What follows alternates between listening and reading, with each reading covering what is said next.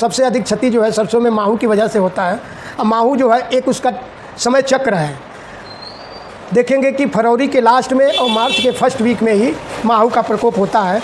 यदि आप समय से बुआई कर देते हैं तो माहू आने तक जो है फूल जो है झड़ जाते हैं और माहू का प्रकोप नहीं होता है। एक कोलेस्ट्रॉल वालों के लिए आपकी प्रजाति आई है पूसा 0031। सरसों उखाड़ते हैं, उसको अब किनारे जो है कहीं दूसरे खेतों में यदि 25x25 पर बो देते हैं और उर्वरक और सिंचाई का बढ़िया प्रबंध करते हैं तो इसका भी उत्पादन सामान्य सरसों की अपेक्षा 1.5 होता है। आप इसको अलग से नर्सरी भी डालकर आप इसकी रुपाई कर सकते हैं तो आपका टाइमिंग का मैनेजमेंट बढ़िया हो जाएगा। तो खेत में बहुत अधिक ओट आ जाता है, गैपिंग हो जाता है सिंचाई का, तो जब आप सिंचाई करते हैं तो पौधे उकठने लगते हैं और गिरने की संभावना बढ़ जाती है। तो आपको यही ध्यान में रखना है सरसों की खेती में कि सिंचाई नमी पर ही नमी देना है।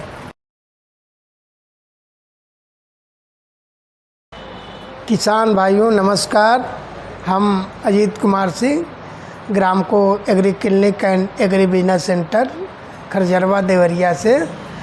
हम इस समय बिजनेस के सेक्टर में Aries agro, willow woodcraft science और NSC से बिजनेस पार्टनर के रूप में काम कर रहे हैं।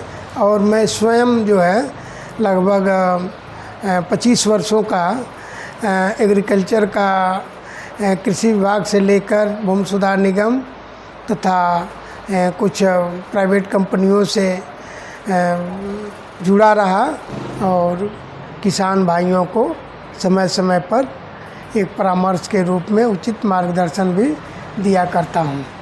आप लोगों को सरसों की खेती के बारे में कुछ जानकारी साझा करना चाह रहे हैं। रबी की फसल में मुख्य रूप से तिलहन में हम सरसों, अलसी, कुछ एरिया में कुसुम की खेती जो है हम तिलहन के उत्पादन के रूप में करते हैं। लेकिन हम देखते हैं तिलहन जो में अलसी जो है एक विलुप्त सा हो गया है, जिसके वजह से मनुष्य के लाइफ में बहुत सी प्रॉब्लम क्रिएट हो रहा है उसको भोजन की थाली से बाहर होने की वजह से। लेकिन सरसों का जो है हम तिलहन के रूप में मुख्य रूप से पूर्वांचल क्षेत्र में अधिक करते हैं। उत्पादन में सबसे प्रमुख बात इसको ध्यान में रखना है कि जैसे हम फसल चक्र की बात करते हैं तो फसल चक्र में हम एक दाल वाली और एक बीजपत्री, 2 बीजपत्री का हम बुआई करते हैं। हम लोगों के पैटर्न में धान गेहूँ एक ही क्रॉप लेते हैं। यदि हम सरसों की क्रॉप लें तो सरसों के कैरेक्टर होता है नाइट्रोजन फिक्सेशन का।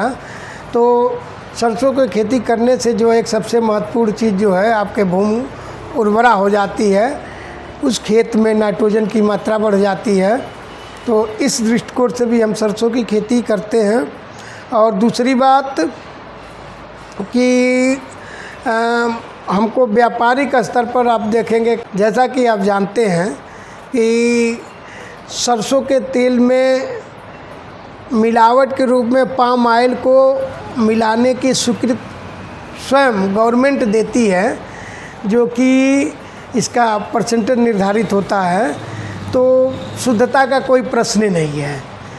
जब तक आपके घर का सरसों नहीं होगा, जब तक आपके तिलहन घर का नहीं होगा, तो आप शुद्ध जो है तेल किसी भी ब्रांड, कोई भी ब्रांड का लें, अच्छे क्वालिटी का ब्रांड का लें, तो शुद्धता हो ही नहीं सकती है। इसलिए किसान भाइयों से अपील है कि कम से कम अपने खाने भर का जो है सरसों तिलहन के रूप में ज़रूर उगाएं। खेती में हम मुख्य रूप से 2-3 बिंदुओं को ध्यान में रखते हैं तो अच्छा उत्पादन होता है। पहला बिंदु है समय से बुआई, दूसरा है प्रजातियों का चयन और तीसरा सबसे महत्वपूर्ण बिंदु आता है कि उर्वरक प्रबंधन, और अगला सिंचाई। और सरसों में हम देखते हैं कि एक विरड़ीकरण की क्रिया करते हैं तो सरसों का अच्छा उत्पादन। इन बिंदुओं को हम ध्यान में रखते हुए सरसों की बुआई करेंगे तो हमको निश्चित रूप से अच्छा उत्पादन होगा। सरसों की खेती में समय का बहुत बड़ा रोल होता है। यदि सरसों की बुआई की बात करें तो अक्टूबर के प्रथम सप्ताह से लेकर अक्टूबर के द्वितीय सप्ताह के बीच में यदि सरसों की बुआई हो जाती है तो ऑटोमेटिक जो है उत्पादन जो है अच्छा हो जाता है। कारण क्या होता है कि हम देखते हैं कि सबसे अधिक क्षति जो है सरसों में माहू की वजह से होता है। अब माहू जो है एक उसका समय चक्र है। देखेंगे कि फरवरी के लास्ट में और मार्च के फर्स्ट वीक में ही माहू का प्रकोप होता है। यदि आप समय से बुआई कर देते हैं तो माहू आने तक जो है फूल जो है झड़ जाते हैं और माहू का प्रकोप नहीं होता है। इसलिए सरसों में समय का विशेष रूप से ध्यान देने की ज़रूरत है।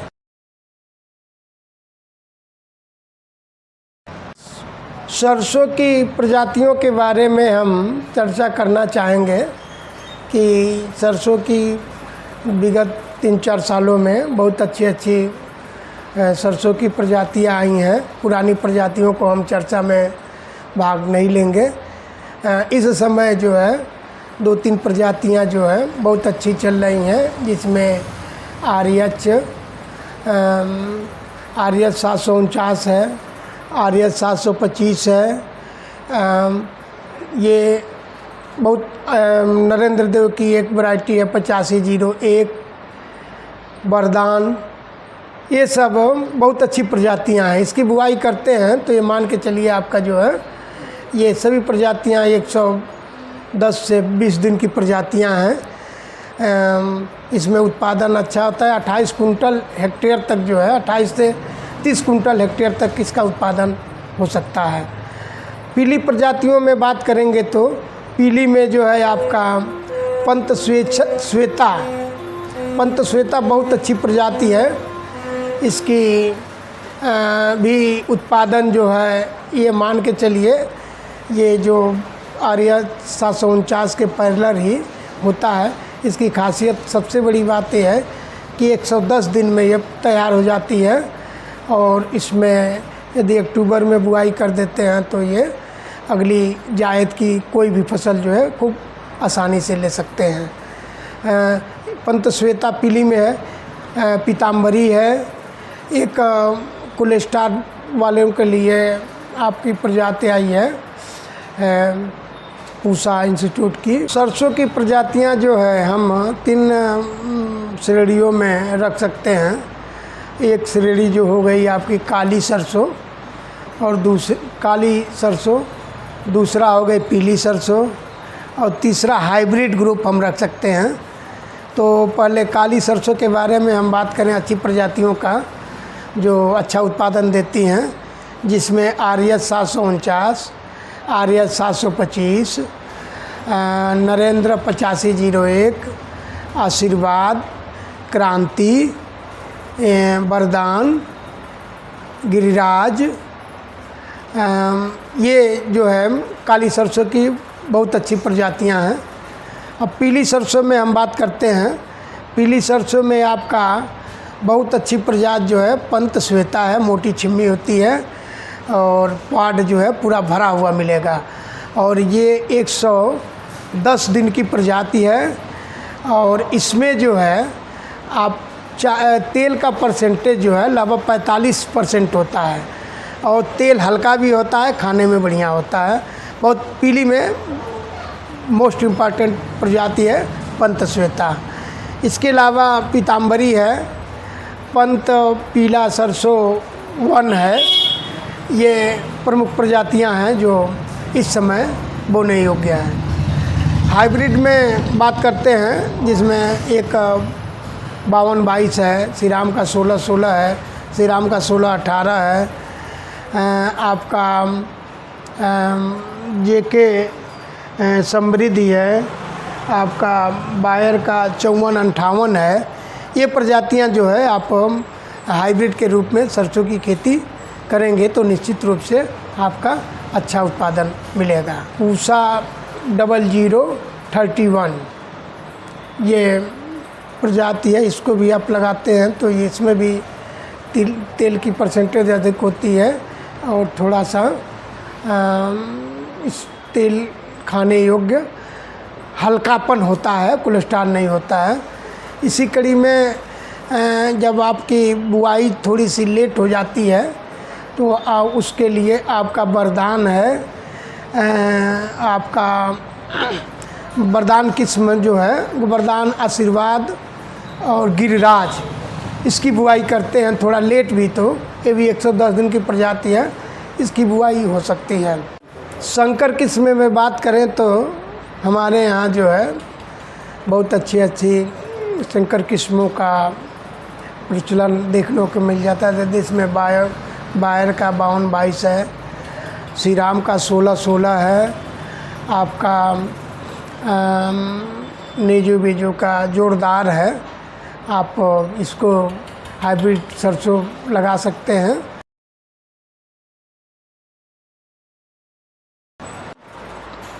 पोषक प्रबंधन पर हम बात करना चाहेंगे।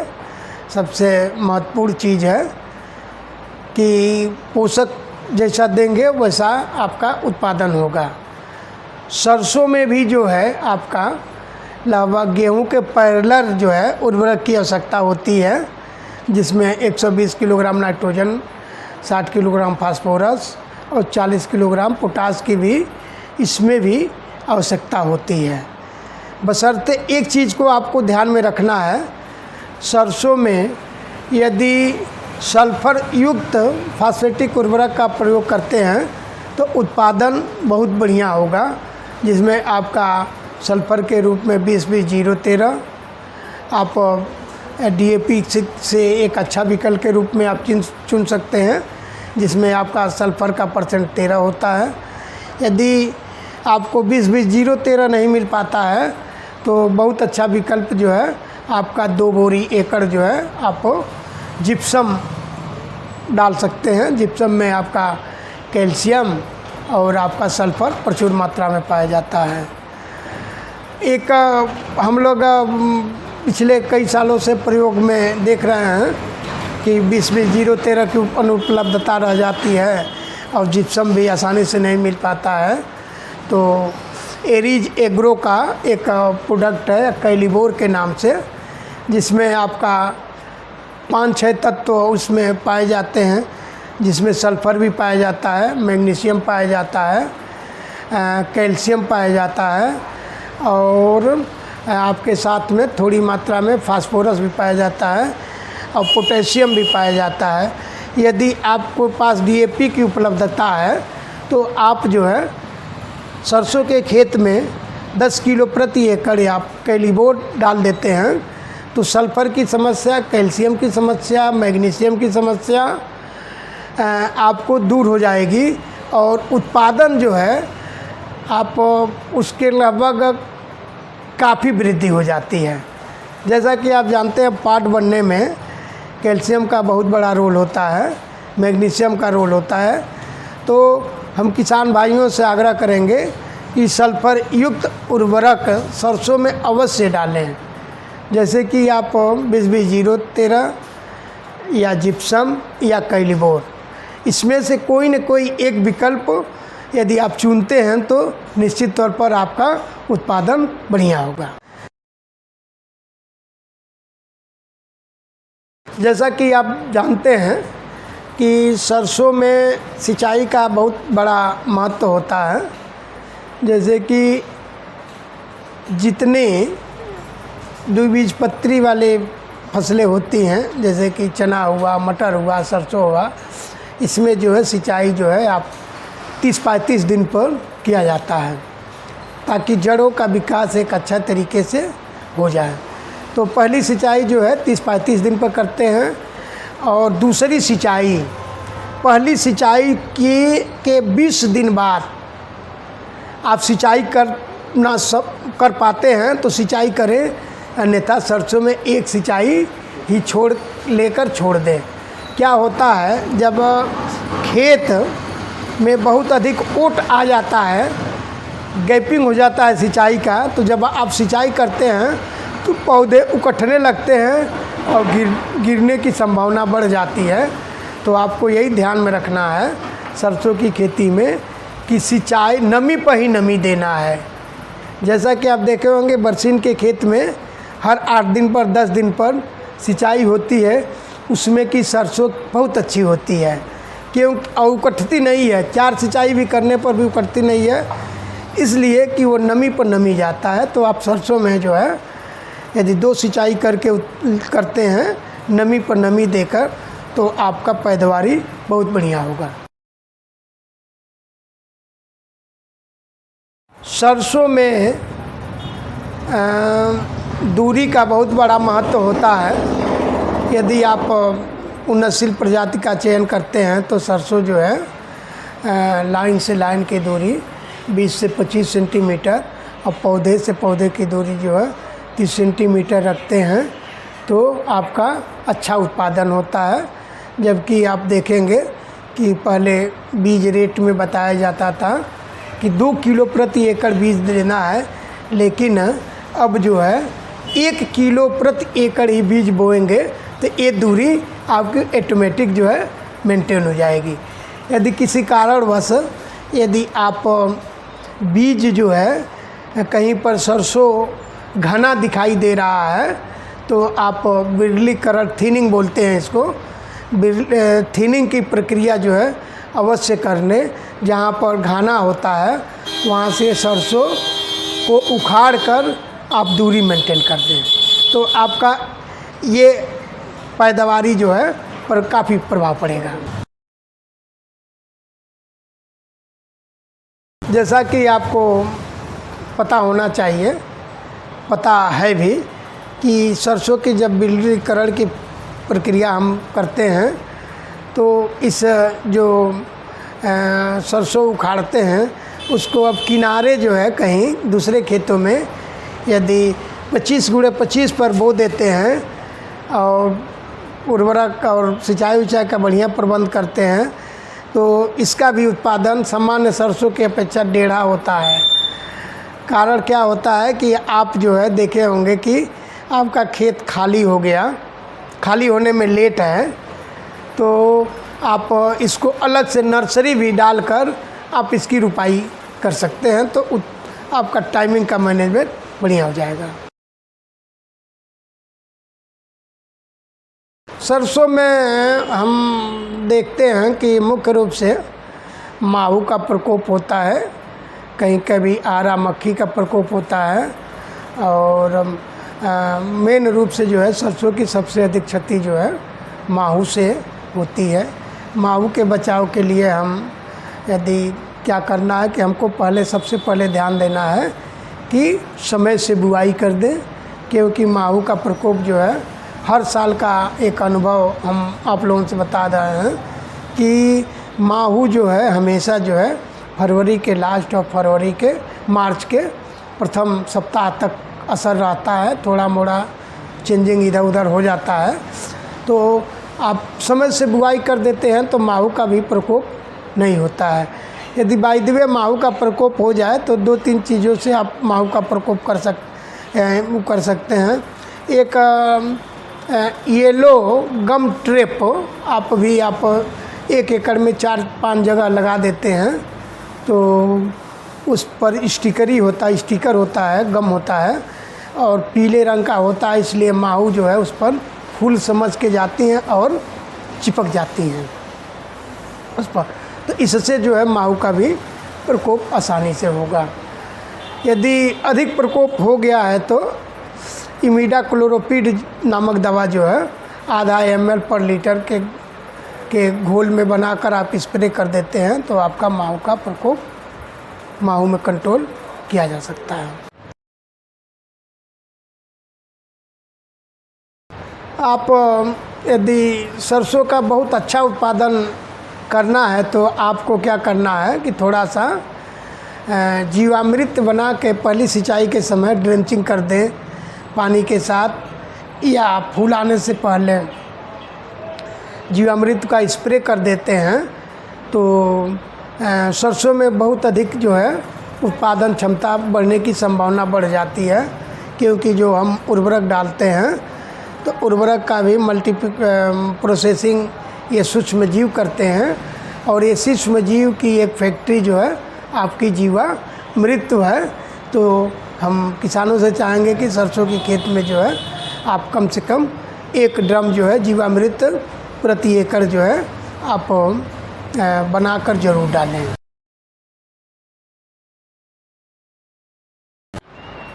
सरसों की कटाई जब जो है ये ध्यान में रखना है कि जब उसकी फलियां जो है हल्की सुनहरी रंग की आने लगें तो ये समझ जाना चाहिए कि हमारा सरसों जो है परिपक्व अवस्था में आ गया है, और तत्काल जो है कटाई इसका कर लें।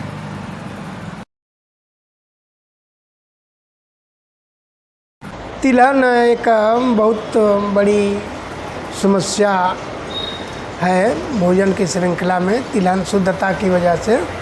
तो हम आशा करते हैं कि तिलहन के रूप में सरसों की खेती करेंगे, और इन जो तकनीकी बिंदुओं जो हम आपसे चर्चा किए हैं इसको ध्यान में रखते हुए आप खेती करते हैं तो हम ये मानते हैं कि कम से कम 1 हेक्टेयर में 28 से 30 कुंटल तक जो है सरसों का उत्पादन हो जाएगा। और एक सरसों के साथ एक बहुत महत्वपूर्ण चीज़ है कि सरसों काटने के बाद जो है किसान जो है डायरेक्ट धान की खेती करते हैं।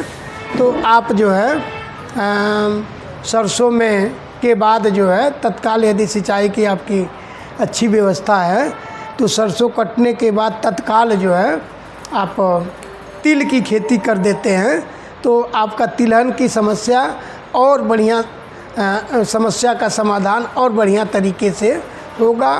और ग्रीष्मकालीन तिल जो है आपका खरीफ की तिल से अधिक उत्पादन होता है, अधिक फलत होता है। जहाँ तक बात होती है तिलहन और दूध और सब्जी, जब तक आपके घर का ना हो तो ये मान के चलिए आपको शुद्ध जो है ये चीज़ें नहीं मिल सकती है। किसान भाइयों से अपने खेत में कुछ एरिया में तिलहन को बढ़ावा देने के लिए सरसों की खेती और अपने उपयोग भर का तेल का उत्पादन अवश्य करें, ताकि हमको शुद्ध जो है तेल मिल सके। तो हम आशा करते हैं कि आप इस चैनल को पूरी वीडियो देखेंगे और बेल आइकन को दबाते हुए सब्सक्राइब कर बटन को भी जो है आप प्रोत्साहन हेतु आप दबाएंगे। और इन्हीं सभी बातों के साथ सभी किसान भाइयों को राम राम।